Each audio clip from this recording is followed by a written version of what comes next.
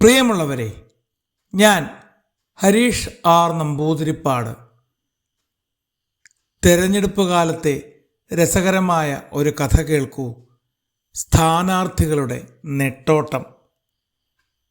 കല്ലാരിക്കടവ് ഗ്രാമത്തിൽ തെരഞ്ഞെടുപ്പ് സമാഗതമായി. സ്ഥാനാർത്ഥികൾ വോട്ടു തേടി നെട്ടോട്ടം തുടങ്ങി. വാർഡിലെ വീടുകളുടെ എണ്ണം കണ്ടപ്പോൾ സ്ഥാനാർത്ഥികൾക്ക് തല ചുറ്റി. ഇത്രയും വീടെല്ലാം ഞാൻ കയറി ഇറങ്ങണോ?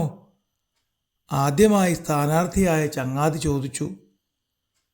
ഒരു ദിവസം മോനായി ചേട്ടൻ വോട്ടു തേടി നടക്കുമ്പോൾ ഒരു വീട്ടിലെ ഗൃഹനാഥ വേലക്കാരിയോട് പറയുന്നത് കേട്ടു.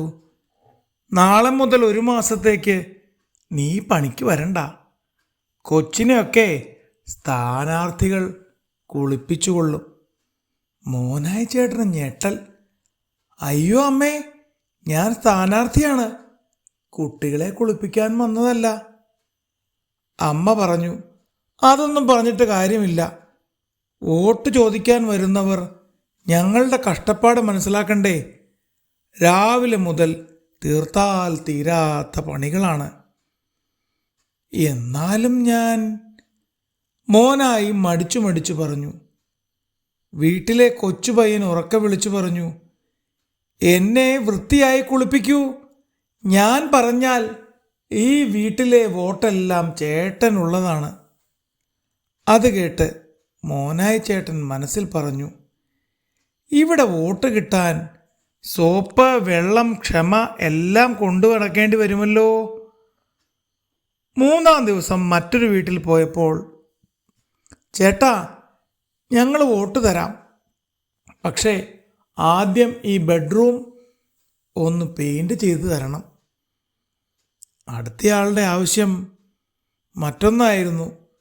വോട്ട് കിട്ടണമെങ്കിൽ ഈ കപ്പളത്തിൽ നിന്ന് 4-5 കപ്പളങ്ങ കുത്തി തരണം.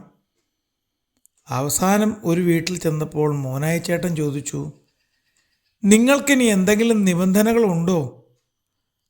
അച്ഛൻ പറഞ്ഞു, അങ്ങനെയൊന്നുമില്ല, പക്ഷേ ഞങ്ങൾ ആർക്കാണ് വോട്ട് കൊടുക്കുന്നതെന്ന് തീരുമാനിക്കേണ്ടത് ഈ കുഞ്ഞാണ്.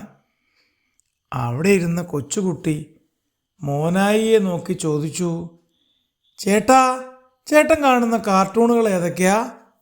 അയ്യോ മോനെ, എനിക്കതിനൊന്നും നേരമില്ല, കാർട്ടൂൺ കാണാറേയില്ല. ഒരു കാർട്ടൂൺ പോലും കാണാത്ത ചേട്ടന് ഞങ്ങളെങ്ങനെ വോട്ട് തരും? വേഗം പോയി കാർട്ടൂൺ കണ്ട് പഠിച്ചിട്ട് വാ. കൊച്ചിൻ്റെ ശബ്ദമുയർന്നു. അതു കേട്ട് മോനായി ചേട്ടൻ ചിരിച്ചുപോയി. എന്നിട്ട് കൂടെ വന്ന ആളോട് പറഞ്ഞു, എടാ, സ്ഥാനാർത്ഥികളുടെ കഷ്ടപ്പാടിപ്പോൾ നിനക്ക് മനസ്സിലായില്ലേ? ജനങ്ങളെ സന്തോഷിപ്പിക്കാനാണ് അവരാഗ്രഹിക്കുന്നത്. അപ്പോൾ ഈ വാർഡിൽ ഞാൻ സ്ഥാനാർത്ഥിയായി നിൽക്കാത്തത് നന്നായി അല്ലേ? കൂടെ വന്നയാൾ ചോദിച്ചു. അത് കേട്ട് സ്ഥാനാർത്ഥി പൊട്ടി ചിരിച്ചു.